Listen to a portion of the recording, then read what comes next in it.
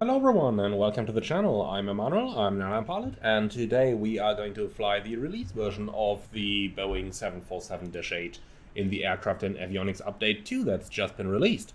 This one is available to all of you in the base version of Microsoft Flight Simulator, and now I'm going to show you why this is the best default aircraft you have ever seen in any flight simulator. Alright. Before we start though, a little comment over here. We are currently standing in Las Vegas, and I'm sure you are gonna recognize this apron. No, I don't mean the janitors over there. Just another non-existing terminal. I do see something though. No, obviously I mean this little apron over here. And this is what we're gonna fly. This is gonna be private party today, taking us from Vegas towards Los Angeles. However, for the purpose of a little bit, let's call it more challenging weights, we are gonna load in 300 passengers into our airplane. So that's the basic plan for the day. So let's have a look into our flight plan to see what we're up to. And this is going to be the plan of our flight. We can see there's got a little bit of weather over there close to our destination Miami. So let's have a look into the operational flight plan. And we can pretty much go straight away down to the weather. Got a couple of SIGMATs over here, surprisingly. And over this time of the day, a couple of convective SIGMATs, equally surprisingly in this time of the day. But if we look down at the weather, we can see that Miami forecasts thunderstorms in the vicinity, and our alternate Fort Lauderdale is looking a little bit better than that. So overall, they have some CBs as well, but not too significant. So let's take a little bit of extra weather. Yeah, a little bit extra weather, sure we do. Let's take a little bit of extra fuel there, about half an hour more. Just some CBs in the vicinity, so they should be through quickly. We can see half an hour equals about 4,200 kilograms. What did I do now? 4,200 kilograms, make it 4,500 since we're going to burn a bit extra. So if we take our standard fuel, include the taxi, then we're at 39 tons. So how about we take 45 tons of fuel? And that should be sufficient for our flight. Also, in terms of payload, we need 31.3 tons. So let's go ahead and load our airplane. Unfortunately, we have to use the default load manager, which is something that I really don't like, but, well, we just about have to do it. So, we are going to take 31.3. That means a tiny bit less over there. Here we go, that's fine. CG outer limits. That's something that you have to keep an eye on. You need to set your CG manually in this plane. If you take something around 25%, that's usually good. Okay, and for the fuel, then we said 45 tons of fuel. So I'm just going to use the standard fuel slider over here in order to give me 45 tons. Like that, 45.9, even a little bit more, but that is good enough for me. We can immediately see how the fuel is distributed, that there's a little bit more in the main tanks 2 and 3 than there is in the main tanks 1 and 4. So we'll have to do a little bit of switching in flight. But okay, that's pretty much it. So let's head right into the cockpit and get up to starting our aircraft. Do note, since we are not on a gate, we do not have external power available. So it is indeed going to be an APU start today. So let's go ahead and power up the APU and get that thing going. Normally I would use the display selector over here now to get my ICARs on the nav display so that we can actually monitor the APU start, but I suppose we can do it that way. Okay. Perfect. So APU is slowly starting up, as you can see, and once that is running we can power up the airplane and begin our pre-flight procedures. In the meantime, what is new? Well, there is honestly so much new in this airplane. I'm assuming that you have seen my videos on the open beta version, but if you haven't, then I can absolutely recommend you to check them out as well, as I followed along the progress. APU started. Here we go.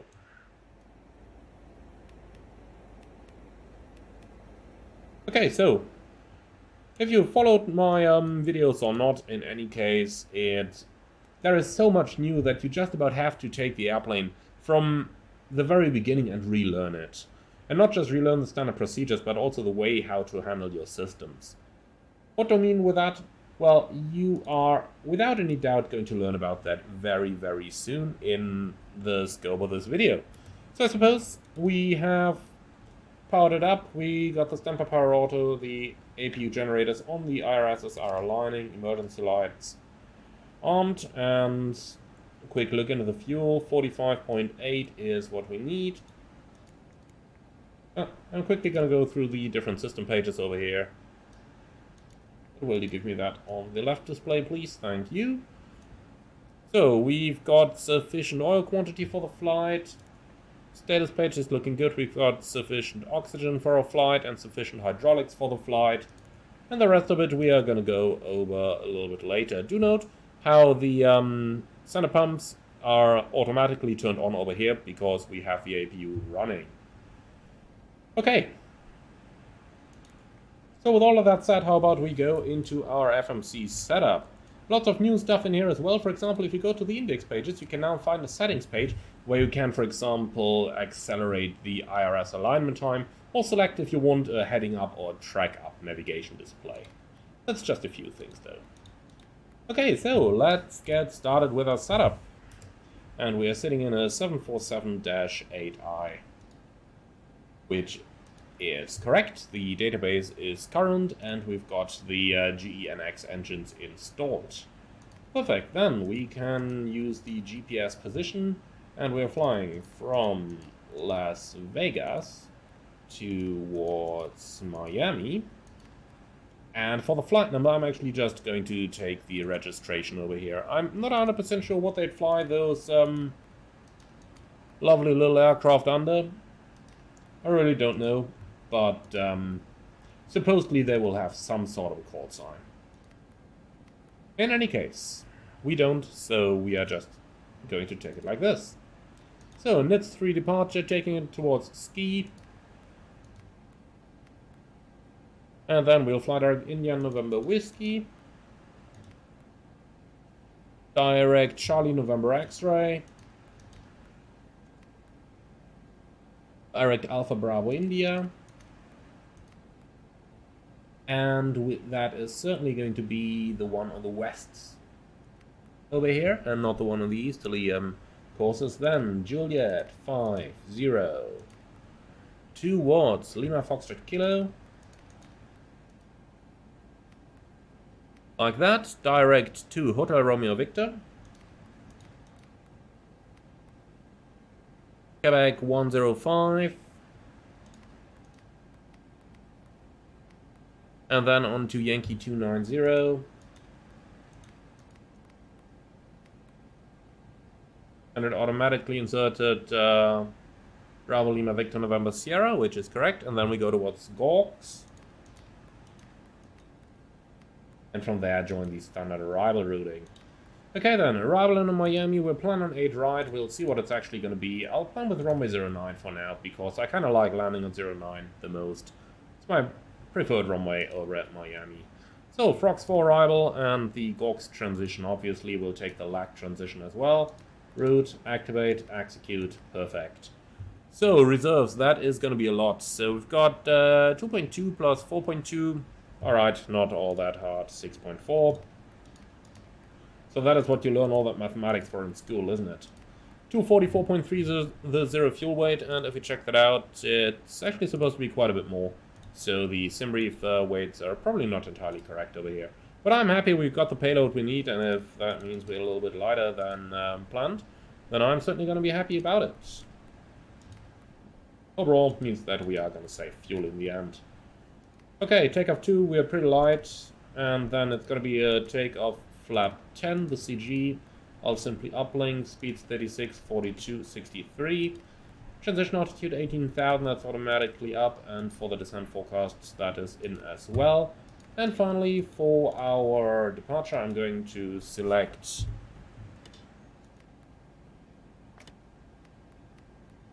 a 25-mile ring around our departure airport. So, a very quick thing for you to keep in mind as you are flying your 747, it is a 4-engine aircraft. So, if you are like me and you've got different profiles for your Honeycomb throttle all the time, then do keep in mind to change this around, because otherwise what's going to happen when you move your thrust levers is simply this. And latest by the time you set takeoff thrust, in case you manage to get to the runway anyway, you're going to be in for an unpleasant surprise. So for that reason, be sure to go into your control settings and set them up accordingly. And in our case, for the Bravo, we are going to take the 4-engine jet version. Okay, flying safe, thank you, and go back. Okay, and that's much better. Okay then. So, rest of the flight deck setup, we've got our electricals all set, the hydraulics are off. Do note the auxiliary position of the pumps is not simulated in this. Then we can go up here, everything is off as it should be. Anti-ices should come into auto, and the window heat can go on. Going over to the air conditioning, we can, well, we don't need the packs in high flow, but we can actually switch the packs on. The same goes for the engine bleeds, which can go on. Nav light can go on, obviously. And that's that. Over to the MCP. Flight directors, auto throttle. Gonna set a slightly lower initial climb. Something around 6,000 should be good. The runway is 19, so let's go ahead and pre-select the heading for runway 19. Takes a little while to rotate it over, surprise. And the exact runway course is gonna be 194. Okay, 194, and over here you can give me takeoff data, please, with 163 as our V2. And here we go, 163, LNAV, VNAV. We're gonna stay in inches since we're in the US, and 2983 is our altimeter setting. Airports on, terrain on, and same on the other side, airports and terrain. Okay, cool. Over here, I don't know why. Look at that, that's still gotta be Mach. We see our speed target in Mach over here, while it's certainly indicated. If we change this over between Mach and indicated, then we can possibly get something better here. But that is, then again, taking away our previously done setting. Okay, so 163 is what we need over here. Perfect. Going down to the pedestal, park brake set, engines are off, the weather radar, we cannot really set anything. Frequencies for this one, well, we aren't flying on VATSIM, but nonetheless, I just for the sake of it want to do my standard selections. Like that. Seatbelts can go on. Cabin chime is actually modeled, even though you can barely hear it. Okay, squawk 2000, and finally the TCAS into the above mode. Perfect. So let's do a very quick departure briefing while we're at it. Threats for the departure, to be honest, I don't really see anything. Do you have anything? No? Okay. Then we are gonna skip over the route check because we just about did the entries together. Luxy takeoff, runway 19 right, flaps 10, noise abatement 2. The wind is a little bit gusty at the moment, so that's a little bit of a threat there. The latest wind is 180 at 9, gust 15, but that is not strong enough to warrant any wind shear precautions or anything the likes. Okay, then we can go ahead with our taxi. And if we look into the taxi chart, I'm using Navigraph charts over here, currently sponsored by Navigraph. We're parking over here at the GA aprons, and then we'll taxi straight out into hotel, or maybe via Sierra and a Foxtrot, but I think hotel is going to be fine. Then we'll take hotel, Foxtrot, and then 19 right is going to be our departure runway. We have a NITS 3 departure today, top altitude flight level 190. Okay, that's a little bit higher than I thought, so let's go and select flight level 190 on the MCP. For the routing then, runway 19 left right, climb on heading 194 until 2682. So we got 194, 2862, and then we are going to proceed towards Daru at or below 7000, and that's over here. From there we continue towards Kong, Tone, Vivis, and we've got Karnak without restriction, then Tony above 8,000, Vivis above 10,000. From there we proceed towards Siegfried above 17,000, and then my Navigraph charts froze up. No, here they go again, and then we continue towards Nitz. And then from Nitz to Iowans, and then to Ski, which is what we have into the box here as well. Okay, That's pretty much our departure briefing. Do you have any questions on that? Probably not. Very good. I like that. So let's go ahead and do our pre-flight checklist, please. Okay, pre-flight checks. Park and brake. Set. Fuel control switches. Cut off. Pre-flight checklist complete. Okay, let's have a very quick look then. Doors are closed. Nice. Status is good. Very quick recall on the systems.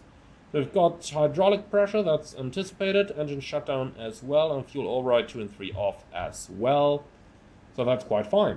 Okay, let's go ahead and proceed with our engine start. Oh, and we can arm the auto brakes. Okay, cockpit to ground. Go ahead, please. So, please confirm all door hatches are closed, ground curtain removed, and the bypass pin is installed. Yes, sir, we can confirm door hatches closed, ground curtain removed, bypass pin is installed. Okay, thanks. Are we clear to start engines in sequence? Yes, sir, clear to start engines. Alright, then let's go ahead with the procedure.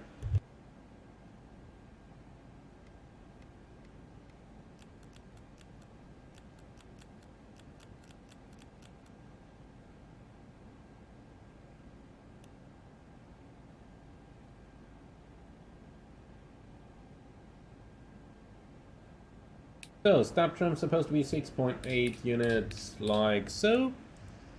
And then we can do the before start checklist. The transponder can come on as well. Alright, before start checklist. Passenger signs. On, MCP, V2 163, heading 194, altitude 19,000. Takeoff speeds 136, 142, 163. CDU pre-flight, completed. Trim, 6.8 units and 0. Checks in takeoff briefing completed. Beacon, both before start checklist complete. Okay, starting engines number 3 and 4.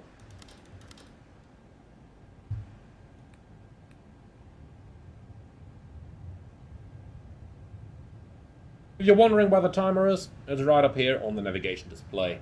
It's quite an interesting thing Boeing came up with there. One thing that I do notice in this airplane is the stamper altimeter is always in hectopascals. Currently the button to switch over between hectopascal and inches isn't working. Likewise the approach button isn't working, which is somewhat of unfortunate because I am using that one a lot in the Boeings, but well, so be it.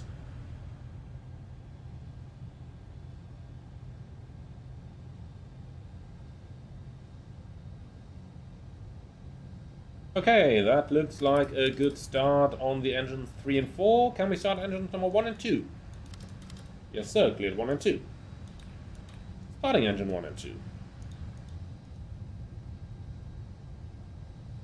By the way, somebody pointed out earlier that the lights on the engine start switches do not illuminate. I said in an earlier video that they normally should illuminate, but then somebody corrected me again in the comments and said that that's only the case on the 400, not on the Dash 8.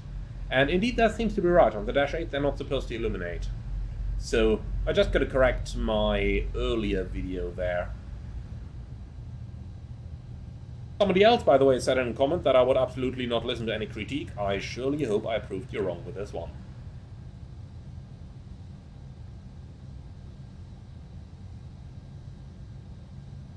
Okay, engine start takes a little while. Now imagine if you didn't have auto start and needed to start every single one of those engines manually. I really wouldn't want to. Okay, but that is looking good. So we've got 4 good starts. Okay, clear disconnect, seal the clear signal on the right hand side with a pin and have a good day. Then the engine generators are on. I wonder why the AAU generators actually stay online. Like, do I really need to click those off? I'm a little bit afraid to do that. Here we go. Plane keeps running, okay. So, hydraulics are set already, packs can come on. Then, flaps 10. Flight control track.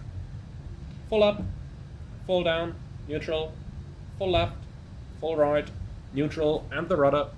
Full left, full right, neutral. Okay, status page checked, recall checked. Let's do the before taxi checklist. Anti-ice. Auto, recall, checked. Auto brake, RTO, flight controls, checked. Ground equipment, clear. APU, shutting down. Before taxi checklist, complete. Clear on the left side, clear right side. Okay then, gotta be an interesting taxi once again, since we're sitting so incredibly high. Set it on the 787 already, but this one is even worse, since we're sitting even higher. But anyway, here we go. Okay. Here both sides. Visibility from the 747 cockpit really isn't that good, so we gotta use a little bit of our judgment over here.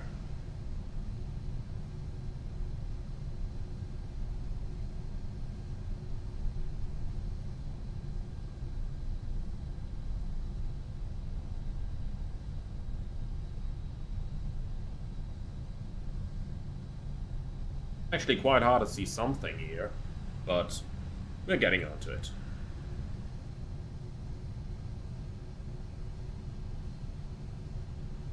That looks much better.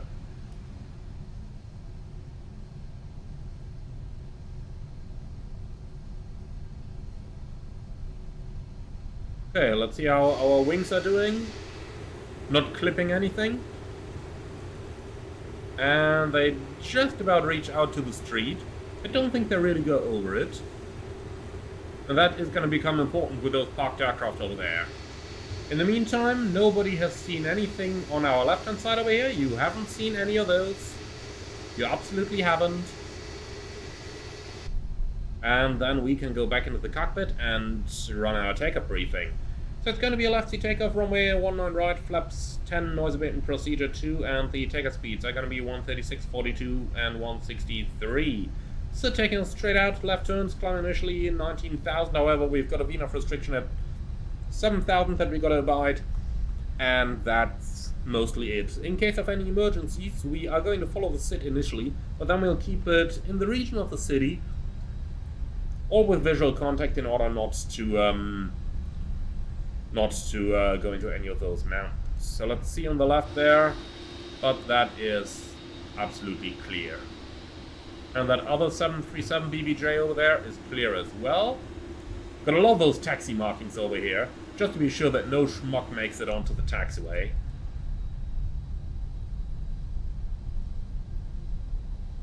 And guess who's taking the turn at 20 knots? But well, so be it. Correcting now. Okay, cool. Briefing is complete. Before takeoff checklist. Flaps. Flaps 10. Before takeoff checklist, complete. Okay. We are clear on the approach. And we are clear on the right. So let's go ahead with the runway entry. That squawk, by the way, is still resetting itself. Watch that. It's definitely at 2,000 now. Let's see where that's going to be in a little while. Lights are on. You need a little bit of thrust in order to make it through the turns over here, which I'm not sure if it is realistic or not. In any case, you do need it. Of course, you can help yourself like that by only using thrust on the outboard engines, but then you quickly get the roll asymmetry portion as well. In any case, I would say we are about ready to go. The auto throttle is armed. Take off. Stabilized. Well, toga button is nicely hidden down here. Here we go. Okay, sub takeoff thrust. Thrust set. 80 knots.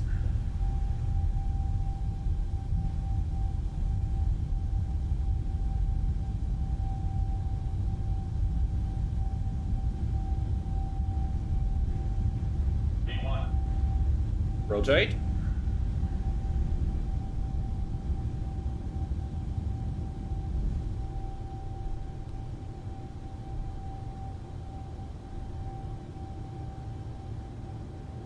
Gear up. Positive rate.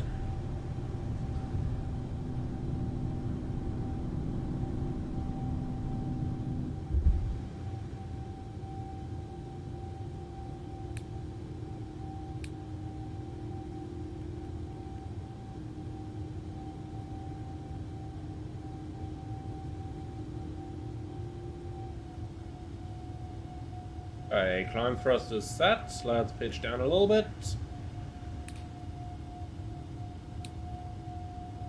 Flaps 5.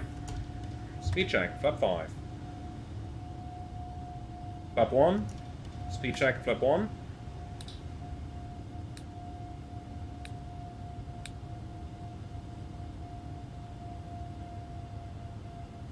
Flaps up.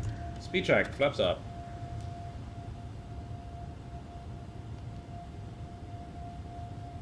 Command left. Flaps up, no light. After takeoff checklist. Landing gear, up, flaps, up. After takeoff checklist, complete.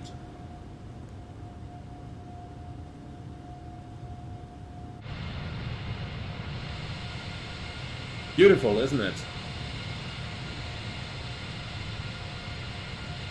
The Queen really still is one of the most beautiful aircraft out there.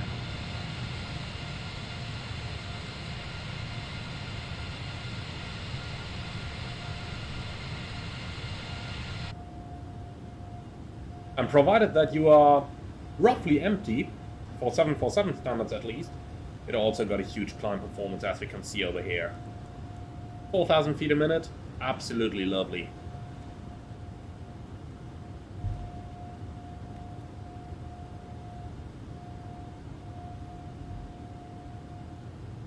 The view outside, it's alright, but you need to move your viewpoint a little bit. The 787 certainly has got the better windows, that's totally out of question. But then again, we're flying a 747, that's really all that counts, is it?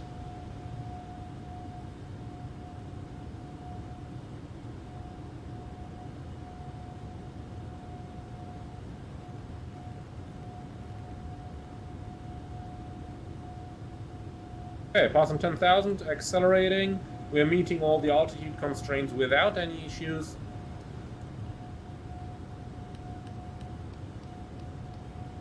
So, looks pretty smooth to me. Let's release the passengers.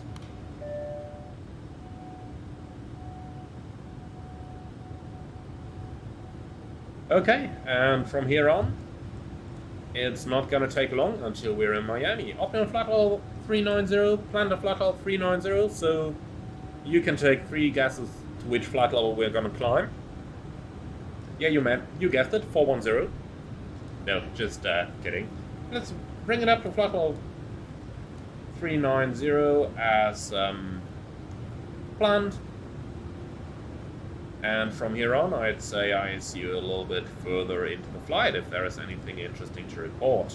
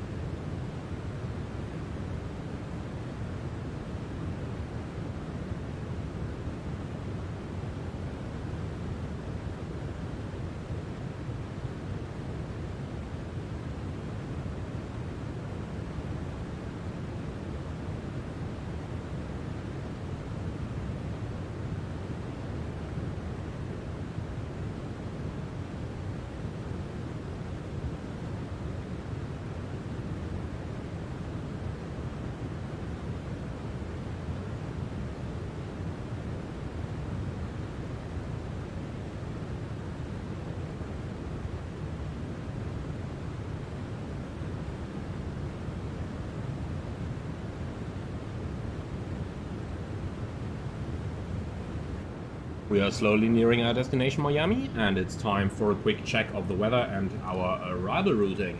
So once again, charts currently sponsored by Navigraph. For the weather over here, we've got a wind 140 at 6, so southeasterly wind there, and the temperature 31 degrees centigrade with the altimeter setting at 30.00. Okay, we can as well start setting that up as we're talking about it. So altimeter 3000 like that. And that converts into sea level pressure of 1016, but we have to set that later on manually on the ISFD.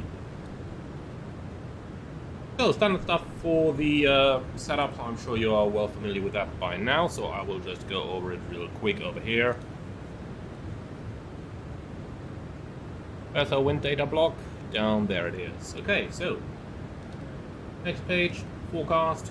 Transition level 180, that is correct, and we will take the wind for the 4 different levels as we are used to.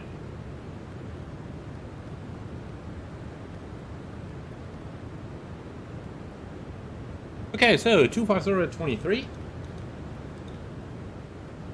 The challenge is not to do any typos because the speed brake lever is partially blocking the clear key click spot, so you gotta be a little bit careful with that. Okay, and finally the last one, 233 at 17. Very good. Okay, for the approach, we've already programmed the frogs for arrival. For the ILS approach from 09, the wind actually confirms that that is really what we're gonna do. Okay then, fixed rings, I'll take around Miami Airport a ring of 25-mile range, like that, and then we can do a very quick cross-check of all the waypoints, make sure that they're correct. So we're coming in from Gawks, and that should be somewhere down here. Yeah, here it is. Okay, so coming from Gawks towards Bax, then plows above Throttle 340. Matney, and then on towards Cleat, 280 knots between 210 and Throttle 280. That's indeed what we have in the FMC over there. And then we go on towards Barben above 15,000. We have that. Jams at 280 knots above 11,000, and then on towards Frogs. So from there, runway 09, we'll take Aspen, 10,000 or below. Then we can proceed to PJ above 8,000, Char, A3, and Black is at 4,000. Perfect, just as it is supposed to be. Then let's take out some of the arrival charts. And in the meantime, by the way, yeah, we'll start with the arrival charts and then we discuss the ground handling. So we need some parking bays, and most importantly, we need the ILS runway 9. That one. Okay, so on from LAC, we proceed towards Grid and then to Ines. So we got LAC at 4,000, Grid above 3,000, and then Ines above, at 1,500. 3-degree glide, that matches the chart down to a minimum of 208. And here comes the big challenge. Let's see if we can get that right.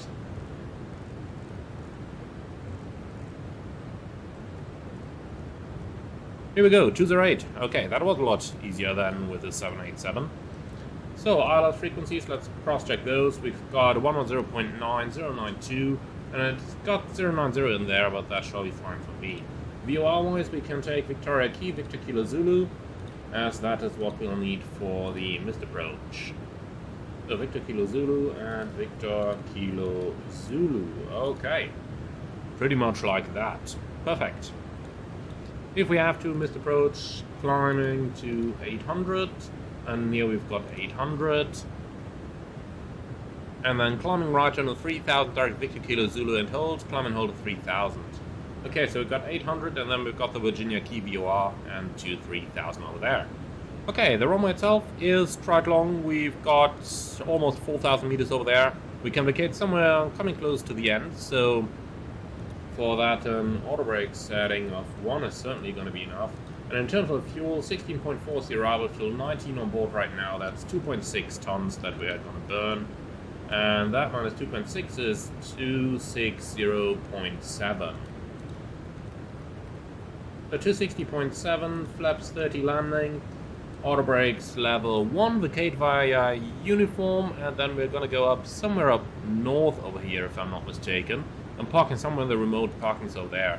Looking at the parking bay chart, this looks roughly like it. Or we could just about go down here onto the Juliet 50s. Indeed, that's probably what we're gonna do, Juliet 50s. The problem flying to an airport like this in a 747 is that there is just not that much of space available to park an airplane like this. So the airports would typically take out some parkings that you would not typically see in a private jet, but then again we're a rather large private jet today, so that shall suffice. Okay, that's the setup completed. So a very quick word, by the way, if I may. You have seen we went into the sunset, and I kind of switched around the time a little bit during night so that we are landing in daylight once again. Because, like halfway through the flight I remembered, hold on a moment, pretty much in most of the cases when I'm doing night flights, people say like, oh no, we want you to fly daylight, otherwise we can't see anything. So for that reason, I've switched it back to daylight. So my apologies for those of you who prefer to see a continuous story. Unfortunately, I could not provide that in this particular case. Okay, where's my control column gone? It is. Perfect. I was a little bit confused by the source select panel on the FO side over here, which is set to anything but where it's meant to be. Those are all meant to be upright, just like those over here are on the captain's side. But well, so be it. We dealt with that.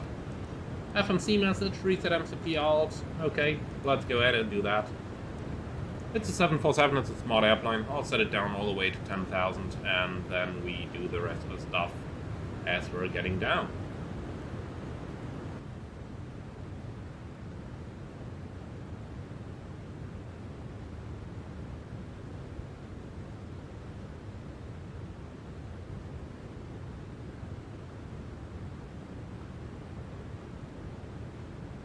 "10,000 feet, we all know what that means. Time to switch on a couple of lights. I did the seatbelts earlier as you saw, and we're on local QNH as well.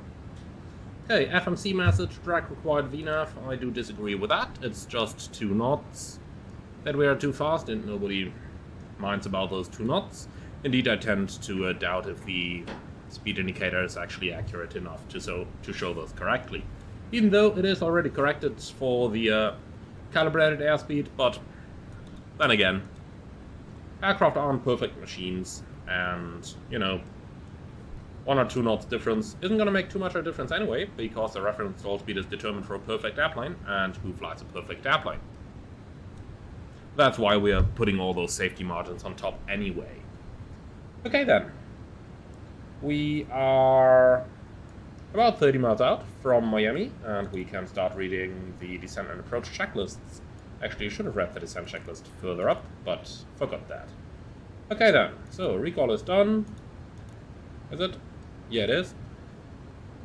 So, recall, checked, auto brakes, level 1, landing data, VREV 3139, minimum Sparrow 208, approach briefing completed, descent checks complete, approach checklist, altimeters 3000, and that converts into 1016 at approach checklist complete.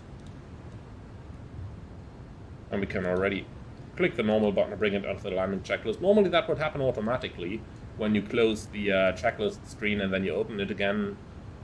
If the previous checklist was completed, it would take you automatically to the next one. Unfortunately, this one doesn't do it, but, well, we can live with that. So, looks like we got a couple of towering clouds over there, over our destination. Let's quickly check on the latest weather report, see if anything has changed. But at the moment, Miami reports winds 160 at 9, gust 14, few clouds 2000, few clouds at 130, overcast 210, okay. Altimeter 2998 now, which equals 1015. Okay, so we've got 2998, and then we have 1015. Perfect. Passing 68 now. Perfect. Okay. So that is definitely a little bit more than just a few clouds from the HOTAS, but that shall be alright for us.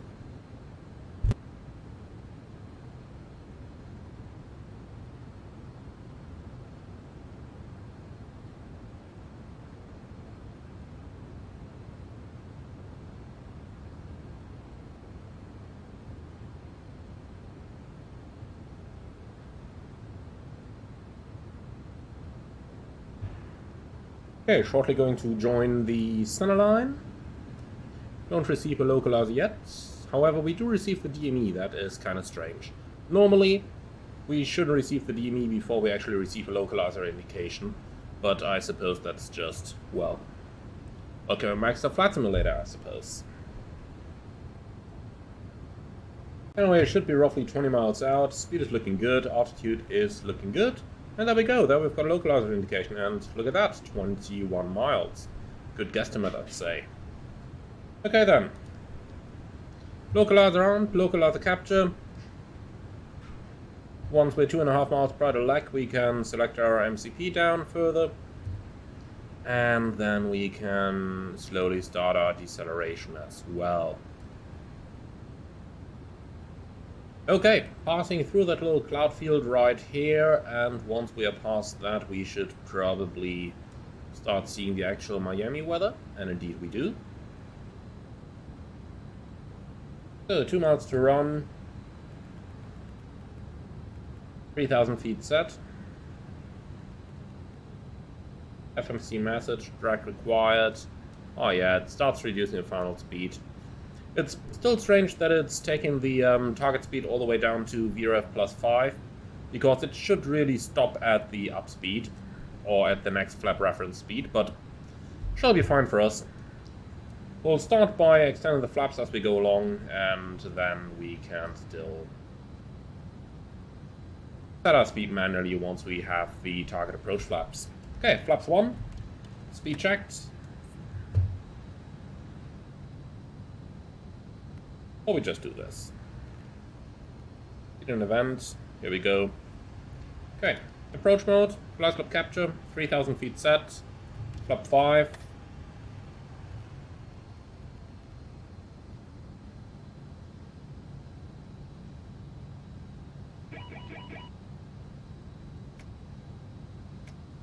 If anybody knows what the plane was just complaining about, do let me know please, because I for the life of mine just couldn't figure it out.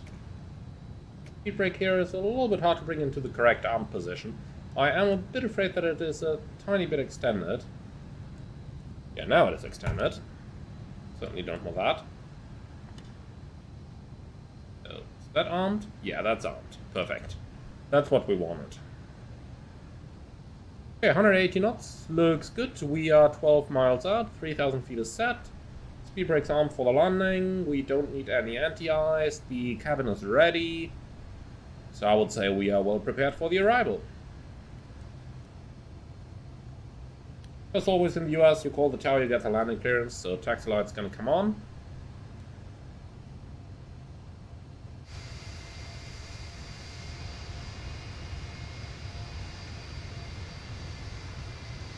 Beautiful, isn't it? Absolutely beautiful.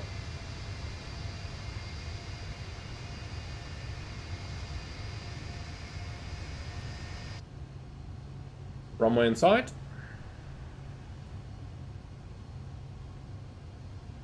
Okay, that DME is not located at the runway threshold, it seems. If we look at the ND, we are roughly 7 miles out, and that cross-checks with our altitude as well. Okay, flaps 10.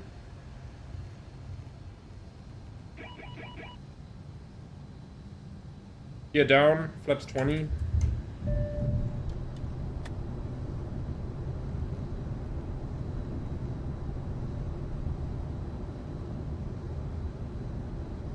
Okay, the gear's down, let's go flaps 30. The rev, yeah, let's take a couple knots extra because of those gusts, and then we can read the landing checklist. So, speed brake, armed, landing gear, down, flaps, still in transit, taking quite a while.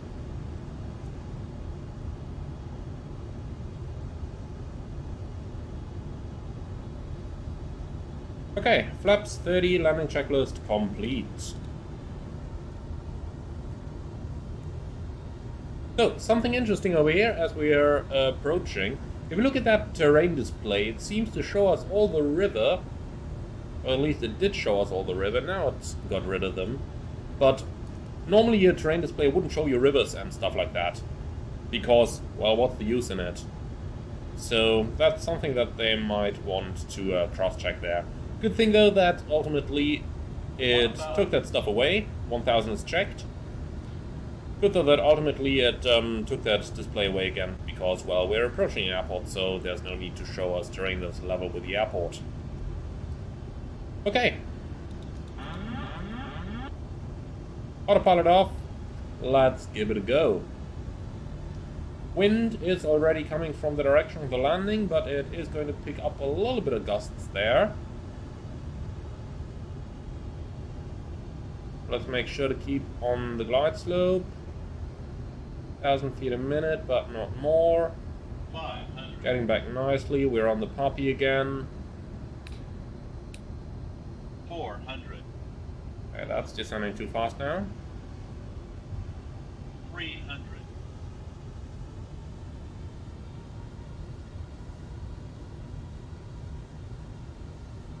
200.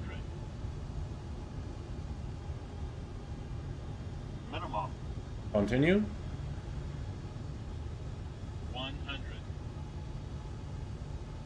50. 40. 30. 20. 10.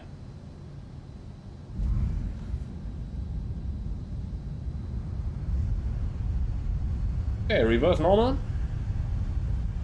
Speed brake up. 100 knots. 80 knots. Manual brakes and reverses off 60 knots. So we can vacate all the way at the end. There was no traffic behind us. That's one of the good things flying in heavy aircraft. You don't have to be worried about vacating the runway too much because of the increased separation behind you anyway. In those medium category aircraft like the 737 and the A320, you would always have to be worried about having to vacate the runway as quickly as possible, because with those 2.5 mile minimum radar separation, it would be really easy for the next guy to be just behind you and touch down just by the moment where you vacate the runway. Now, that is different in aircraft like this, where, well, you just don't have that issue because there's minimum 5 mile separation anyway.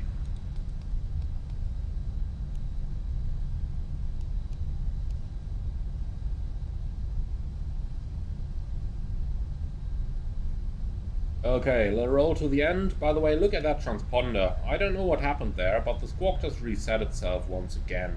That pretty surely was 2000 before we left, and now it's 2. I don't know why it's doing that, but obviously when you're flying in VATSIM, that could be quite troublesome if the transponder simply resets its own squawk. Well, that's quite a squawk in the aircraft, isn't it? Ha, ha, ha.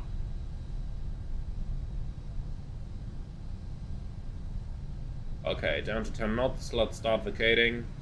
Then we'll park all the way into the corner over there.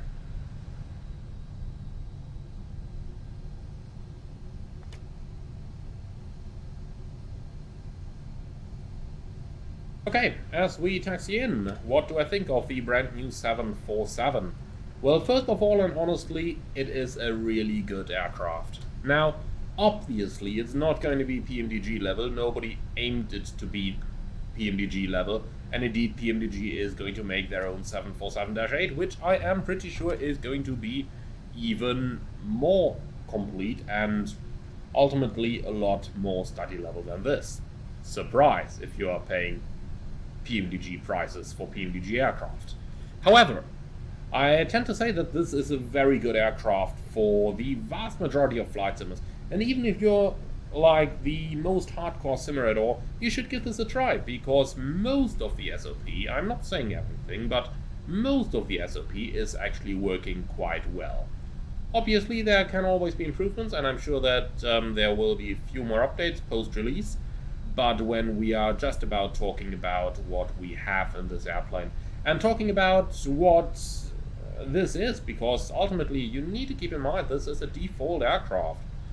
Now, for the level of system complexity that this has, a few years ago this would have easily been sold for a price tag of like 40 or maybe even 50 euros. So keep that in mind, and keep in mind that this has been a totally voluntary update from Microsoft for the sim. So ultimately I'm very, very happy with it the way it is. Surely there is some room for improvements, and I'm sure that that is going to happen as well.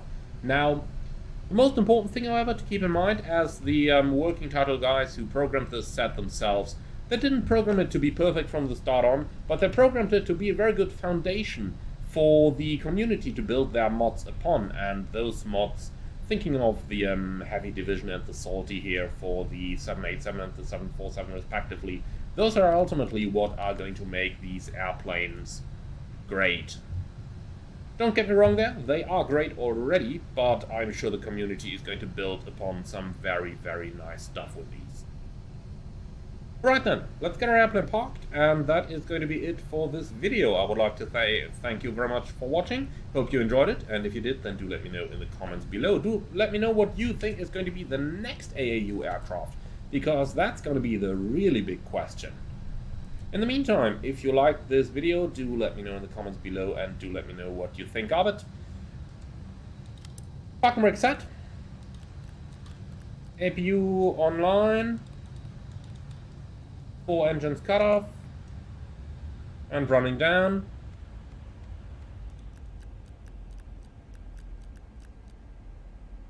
And then we've got all engines below 20%, beacon light off.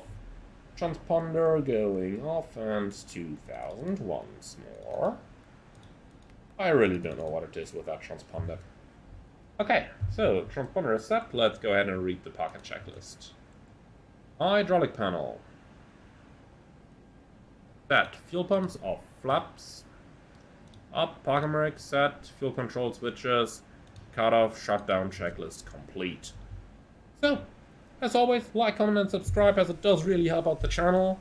Wow, look at how I parked. I gotta be happy about that one, especially an airplane this big. Still not entirely behind the line, but well, best we could do. Next time I'm gonna park better, but that is only if you like that video and subscribe to the channel. In the meantime, thank you very much for watching. If you really like what I'm doing, I would appreciate to see you as a channel member, or maybe you want to make a donation through the Buy Me Coffee link in the video description below. In any case, thanks for watching, and I'll see you again on the next one.